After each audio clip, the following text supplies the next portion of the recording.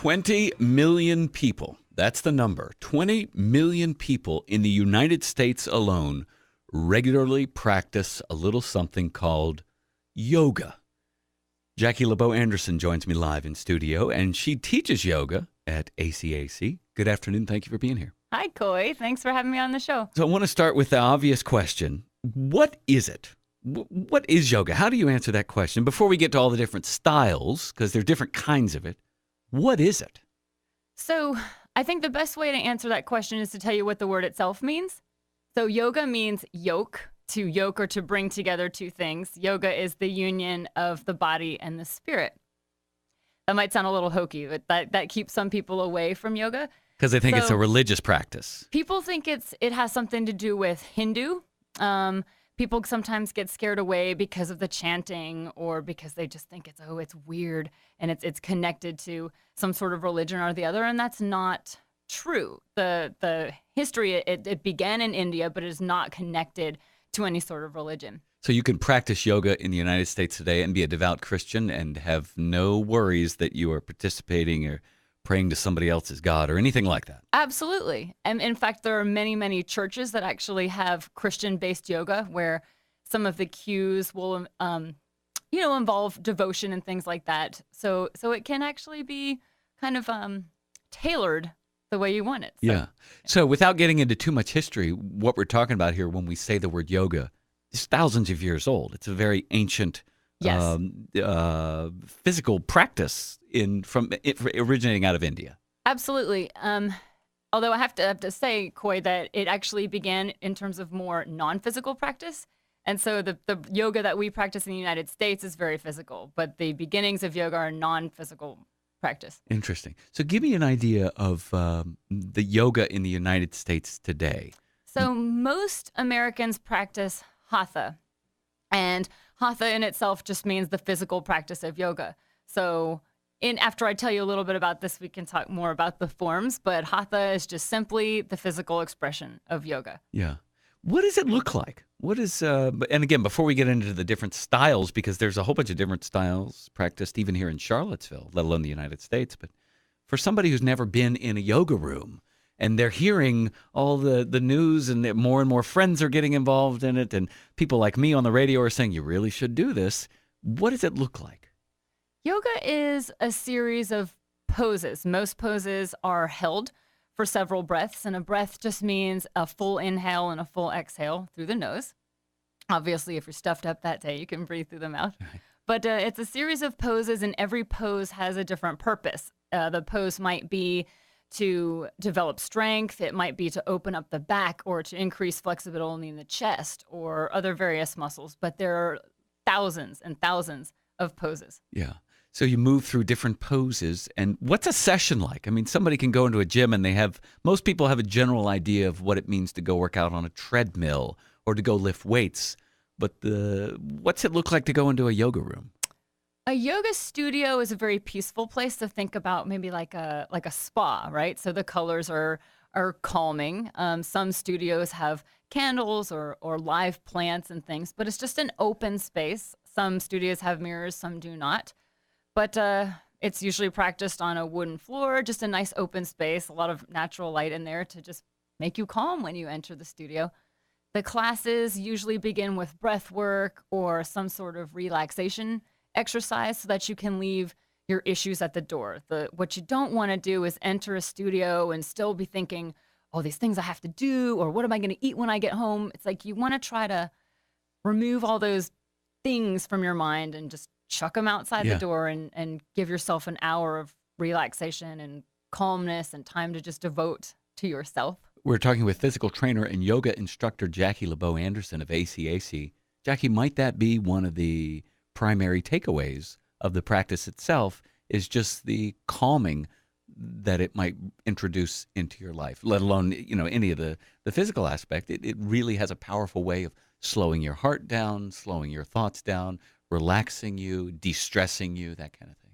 Definitely. I would say that's going to be the takeaway, but it's not necessarily what you're feeling while you're doing your class. So there are many different styles, Coy, and some of them are designed to be relaxing the entire time, and some are not. So some you're going to be sweating your brains out and wishing, oh my God, when is this over? And other ones you're relaxing the entire time. So it really depends on the type of class. But the So, takeaway, you should walk out of there better than when you walked in. yeah. So it could be uncomfortable. Could it hurt? Or does it just depend? Well, I want to be honest, it could hurt for sure. Think about if you were going to start a brand new running program, you wouldn't start by running 10 miles, right?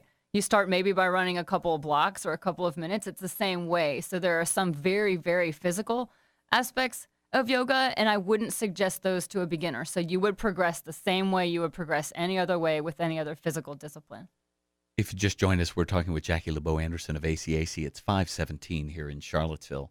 Give us an idea of the different kind of styles that are out there, because we often see a name we can't pronounce in front of the word yoga. You mentioned Hatha yoga, which is what you work in. That's your classes are Hatha yoga. Yeah. So Hatha, again, just means the physical practice. But if you're looking at a yoga schedule and you see Hatha and Vinyasa and Bikram and Kundalini and Iyengar, and, there's many I still haven't even named.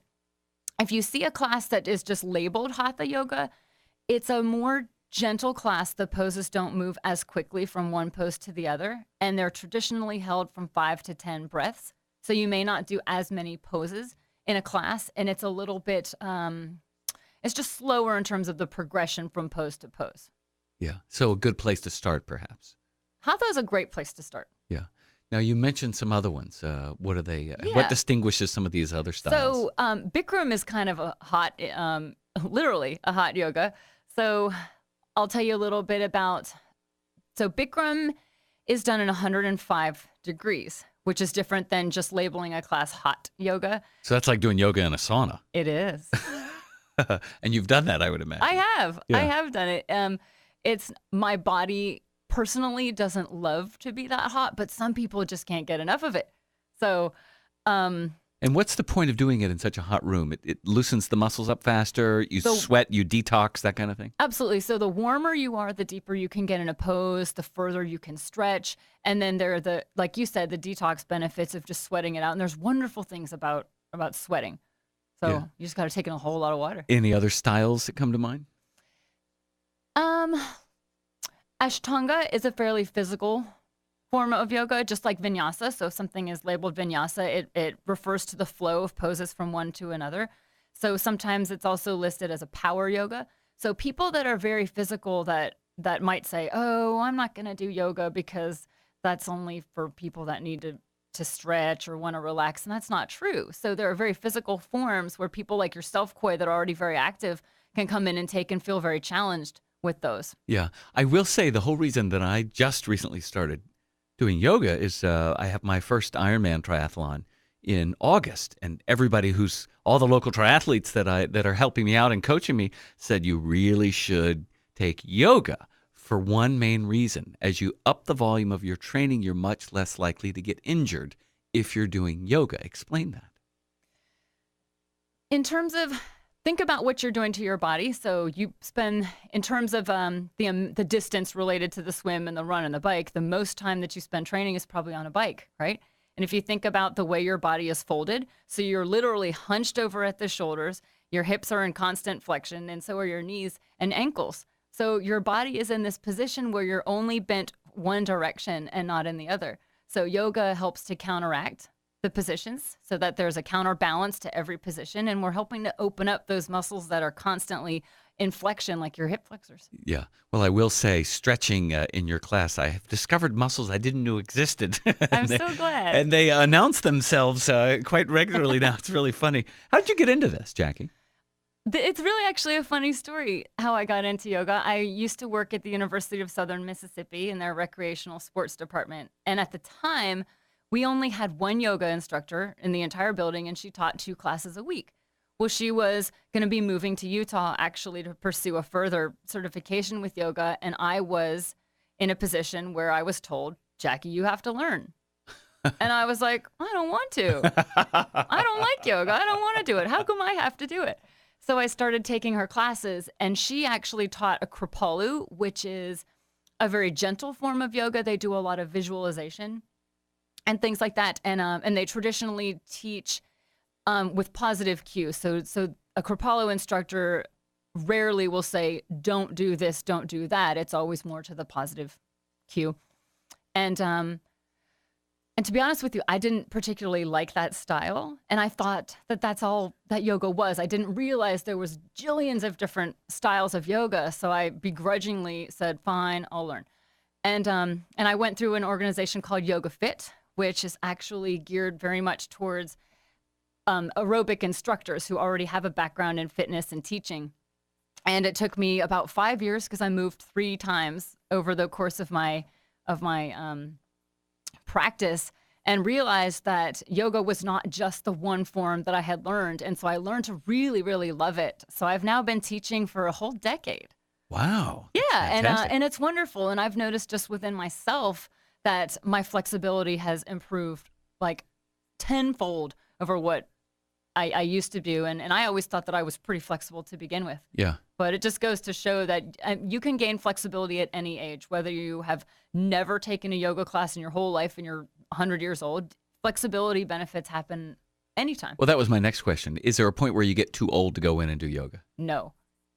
There are a few things to be wary of. So there are certain poses that are just not recommended for certain things. So pregnant women shouldn't do a lot of twisting. People that have neck injuries shouldn't do poses like the plow or maybe shoulder stand. Folks that have glaucoma shouldn't do inversion. So if there's any sort of physical limitation that you have, I would recommend that you introduce yourself to the instructor and mention it first, because the instructor will be able to guide you towards the poses that you should avoid, or at least give a modification. What about somebody says, I heard yoga was really dangerous and you can get hurt? There's a little bit of truth to that. You can definitely get hurt if you don't progress in a safe manner. Yeah. So I guess that's like bike riding. Absolutely. Or running. Or, you could really get hurt doing that. Sure, you can get hurt getting off the couch. And street koi.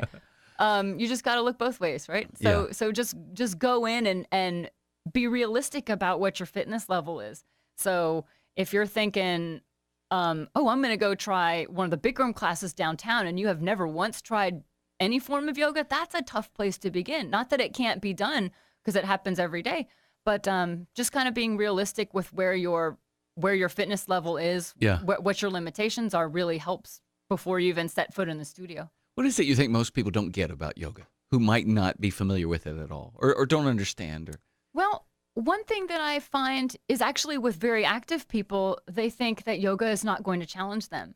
And it kind of drives me nuts sometimes, because I'm like, just come take one of my classes one time, because that's not the case. Yoga. No, it's not true. I can say that. So that I think might be the biggest stereotype, is that, first of all, that you have to be very flexible before you even go to yoga, and which is not true, because where else are you going to gain that flexibility unless you work at it? And then 2 is that it's just not going to give me a good enough workout. I have conversations like that all the time. People at the club will say, I thought about doing yoga, but I needed a good workout. I'm like, ouch. You've obviously never done yoga before. What do you, before I let you go, 10 years teaching yoga. Tell me about any experiences that you know firsthand of newbies, people who were brand new to it, and you've watched the arc of their experience in yoga. It's actually very, very rewarding watching someone who has never taken class and then realize that, wow, this is awesome. What I most enjoy seeing is the progression of poses. And so folks that, for example, are not very flexible. So let me try to think. Someone that doesn't know what I'm talking about might not get the visualization, but going from a down dog, stepping through into a lunge position, ideally we want to take one step. But someone that's not very flexible or isn't exactly sure how to move their body, it might take them 2 steps or 3 steps to move their foot forward. So it's so exciting when they can take the one step and they remember, wow, I remember I could never do that before. And it's rewarding, and it's really cool watching that growth happen. Jackie Lebeau Anderson, she's a personal trainer and a yoga instructor at ACAC, where she teaches Hatha yoga twice a week. Thank you for being here. I appreciate it. Thank you so much.